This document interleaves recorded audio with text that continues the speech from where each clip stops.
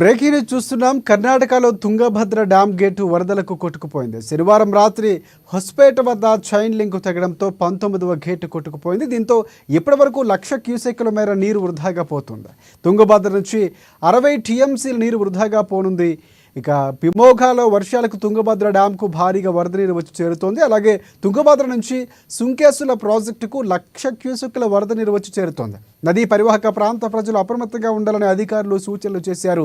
Gate మరమ్మతులు చేసేంత వరకు సుంకేసులకు వరద ప్రవాహం కొనసాగుతుంది. ఇక వరద ఎక్కువగా ఉండటంతో సహాయక చర్యలకు ఆటంకంగా మారింది.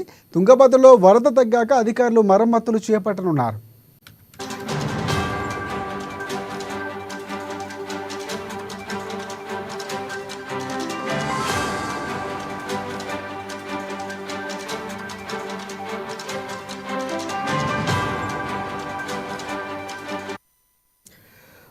బ్రేకింగ్ చూస్తున్నాం. కర్ణాటకలో తుంగభద్ర డ్యామ్ గేటు వరదలకు కొట్టుకుపోయింది. శనివారం రాత్రి హోస్పేట వద్ద చైన్ లింక్ తెగడంతో 19వ గేటు కొట్టుకుపోయింది. దీంతో ఇప్పటి వరకు 1,00,000 క్యూసెక్కుల మేర నీరు వృధాగా పోయింది.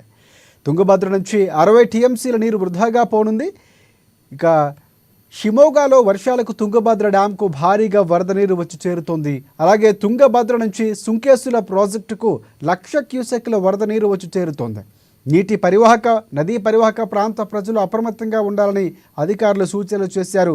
గేటు మరమ్మతులు చేసేంత వరకు సుంకేసులకు వరద ప్రవాహం కొనసాగనుంది. ఇక వరద ఎక్కువగా ఉండటంతో సహాయక చర్యలకు ఆటంకంగా మారింది. తుంగభద్రతో వరద తగ్గాక అధికారులు మరమ్మతులు చేపట్టనున్నారు.